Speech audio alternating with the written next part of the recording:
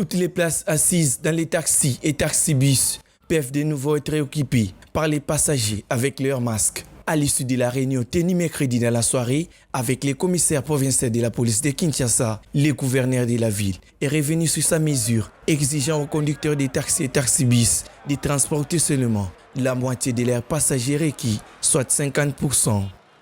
Le port de masque est obligatoire en tout lieu et à tout moment. Et on doit avoir personne debout dans un bus ou dans un autocar. En ce qui concerne les taxis motos, il doit prendre une seule personne. Et toute personne qui va aller à l'encontre de ces mesures-là va voir la police sur son chemin et les amendes sont connues. Si vous ne voulez pas que vous soyez brutalisé, que vous soyez victimisé, prenez votre masque, portez ça correctement. C'est pour votre bien. Et vous avez suivi les terrasses, les bars, les boîtes de nuit, tout ça sont fermés.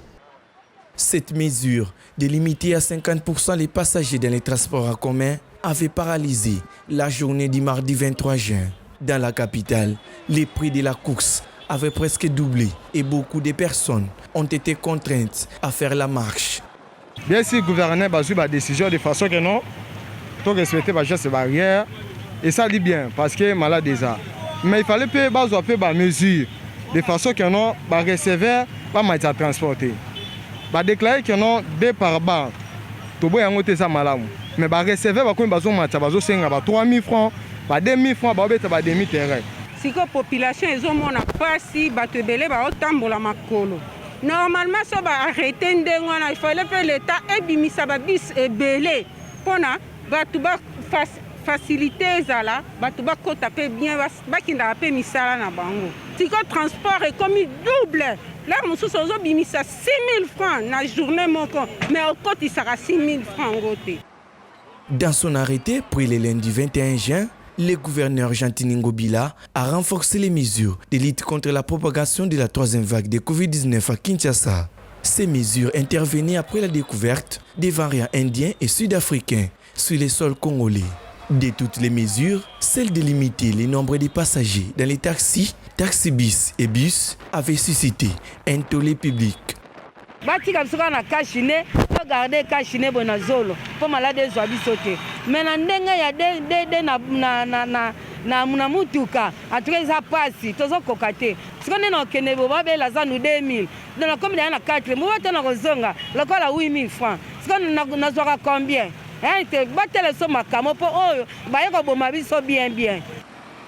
Si en que les allégements apportés ne concernent que le secteur du transport public, toutes les autres mesures restent actives. Les autorités ont martelé sur le fait que le non-port du masque expose les récalcitrants à une amende de 10 000 francs congolais, tandis que les transporteurs publics avec des passagers debout courent une amende de 5 000 francs. Du 21 au 24 juin, l'Église catholique a organisé une exposition verte au travers la conférence épiscopale nationale du Congo SENCO à Kinshasa. Parmi les exposants, Thérèse Poussa-Tété se distingue avec son digesteur de ménage pour la production du biogaz. C'est un dispositif que nous avons créé pour résoudre le problème de déchets en amont. Nous nous sommes dit, pour bien commencer, il faut résoudre le problème à la base. À en croire cet environnementaliste, sur les 100% des déchets, 60 provenant des ménages sont biodégradables et leur recyclage est une source de production de gaz de cuisson.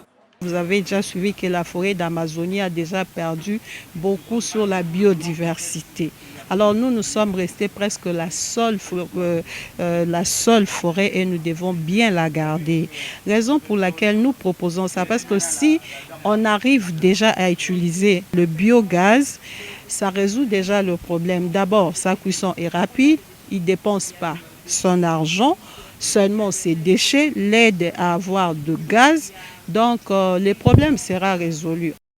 Thérèse est coordonnatrice des Green Technology Space, un réseau dont le but est notamment d'apporter des solutions à l'épineux problème de gestion des déchets à Kinshasa en apportant des solutions comme des briquettes écologiques et le gaz domestique. Rappelons que la SENCO a envisagé cette exposition pour une exploitation des ressources naturelles profitable à la population au développement de la RDC et respectueuse de l'environnement.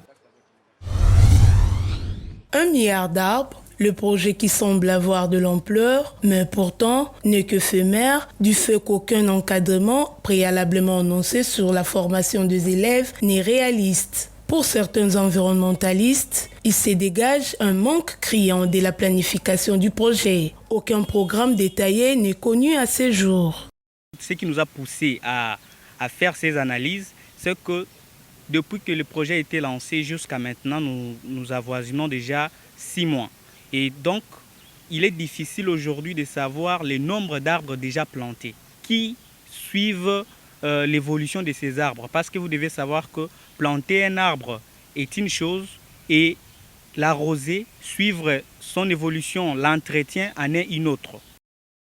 Lors de la 44e réunion du Conseil des ministres, il a été décidé que le projet couvrira une période de 3 ans correspondant à 1095 jours. À ce jour, il va falloir comptabiliser le nombre d'arbres déjà plantés afin d'avancer le chiffre. Se basant sur certaines études, nous nous sommes rendus compte que le projet 1 milliard d'arbres pourra nous aider à séquestrer à peu près 166 millions de tonnes de carbone. C'est énorme. Et c'est important. En termes de rentabilité, croyez-moi, chers Congolais et Congolaises, c'est un grand projet que nous devons soutenir parce que ça pourra nous ramener quelques sommes pour essayer de soutenir tant soit peu nos budgets. Étant donné que le projet 1 milliard d'arbres s'étend sur les 26 provinces de la RDC, ces scientifiques recommandent aux initiateurs du projet d'organiser un challenge dans l'exécution du projet dans ces provinces, à l'issue duquel un prix sera décerné aux provinces les plus performantes. Ceci permettra une bonne évaluation du projet à mi-parcours. Nous avons suggéré qu'il y ait du sérieux, qu'on mette un budget conséquent. Nous avons aussi proposé que l'on puisse mettre un budget conséquent, qu'on puisse surtout dans la planification souligner que chaque province aura autant d'arbres à planter.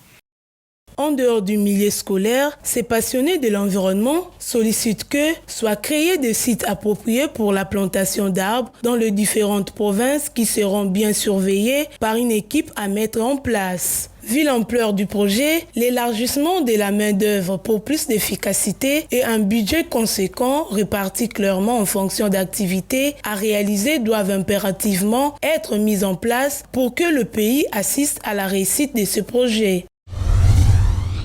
31 kg d'or d'une valeur de 1,9 million de dollars ont été saisis à Bunia entre les mains des contrebandiers qui opèrent dans la réserve des Fona Okapi, située dans la province de l'Ituri, en République démocratique du Congo. Ces colis proviendraient d'une mine se trouvant à environ 200 km de la frontière ougandaise à la barrière des contrôles de Poulou. Ces colis ont été présentés aux membres du comité provincial de sécurité en présence de l'auditeur supérieur et les gouverneurs militaires de la province de l'Ituri avant d'être acheminés auprès des autorités de l'Institut congolais pour la conservation de la nature.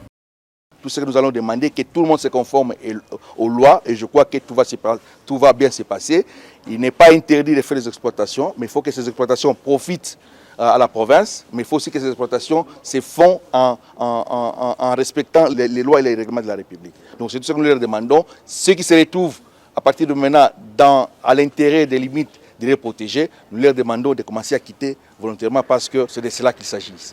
La réserve des faunes à Okapi occupe environ 1/5 de la forêt d'Ituri au nord-est du pays. Selon les sources de la réserve, plusieurs groupes armés seraient impliqués dans l'exploitation illicite des minéraux dans la zone. Nous avons les exploitations illégales en violation de la loi 14 sur la conservation de la nature qui se font et qui normalement alimentent les groupes armés. L'état de siège donne des prérogatives exorbitantes en termes de légalité au gouverneur. Nous ne pouvons pas les faire sans l'ordre du gouverneur. Voilà, c'est là pourquoi nous sommes venus informer le gouverneur et recevoir des ordres auprès du gouverneur militaire. Comment nous pouvons les faire ensemble dans l'intégration, dans la planification globale de toutes des opérations dans la province. La réserve des faunes à Okapi abrite environ 5000 okapis sur les 30 000 vivants à l'état sauvage, une espèce menacée d'extinction. Dans ces paysages vivent aussi des espèces de primates et d'oiseaux. La réserve des faunes est habitée par des populations nomades traditionnelles des pygmées, les Mbouti et les chasseurs. Elle possède également des chutes sur l'Ituri et Epoulou.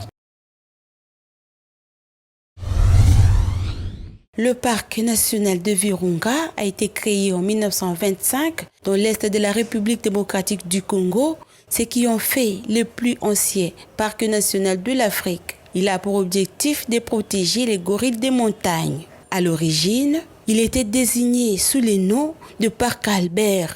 Son nom actuel date de 1969. Le parc couvre 7900 km² depuis les montagnes de Virunga au sud jusqu'aux montagnes de Rwenzori au nord. Il comprend une grande partie du lac Édouard et le plaine de la Rwindi. Plusieurs espèces emblématiques y trouvent un habitat favorable: des lions, des hippopotames, amphibies, les gorilles des montagnes, les gorilles des Groer et les chimpanzés. En 1979, il est consacré patrimoine mondial. Il est également désigné site Ramsar depuis 1962. Au fil de son histoire mouvementée, Virunga a dû faire face à plusieurs conflits armés et il a longtemps été une zone de repli pour des milices armées. Notons que Virunga se distingue par sa chaîne de volcans actifs et la richesse de sa diversité d'habitats qui surpasse celle de tout autre parc africain. Le site inclut des massifs spectaculaires de Rwenzori et de Virunga qui abritent le deux volcans le plus actif d'Afrique. La grande diversité des habitats a donné lieu à une biodiversité exceptionnelle, notamment des espèces endémiques, des espèces rares et mondialement menacées comme les gorilles des montagnes, une espèce rare protégée. Originaire d'Indonésie, le clou de girofle est connu pour ses nombreux bienfaits. Il apaise des douleurs musculaires. Il est aussi un très bon anesthésien local et un antiseptique efficace. Le girofle agit également contre les bactéries, les microbes et le virus. Le giroflier est un arbre de 20 mètres de haut. Ses feuilles peuvent mesurer jusqu'à 12 cm. À Kinshasa, les clous de girofle est vendu presque dans tous les étalages d'épices. Une vendeuse explique. Il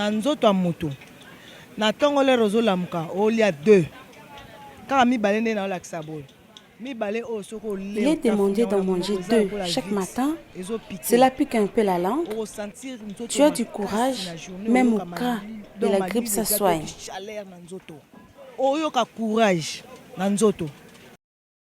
C'est une épice bien connue des cuisines du monde, mais aussi un ingrédient utilisé dans de nombreuses pharmacopées pour ses nombreuses vertus sur la santé et la peau. On assaisonne la viande, les poulets et les chanchards, ça fait du bien. Signalons que le clou de girofle était utilisé par la médecine indienne traditionnelle pour ses propriétés médicinales. En Chine, il permettait d'avoir meilleure haleine avant de rencontrer l'empereur. Au XIIIe siècle, le girofle devient une des bases de la phytothérapie, notamment dans les traitements bucco-dentaires pour atténuer les douleurs ou pour anesthésier. L'Indonésie et le Madagascar sont les plus grands pays producteurs du girofle aujourd'hui.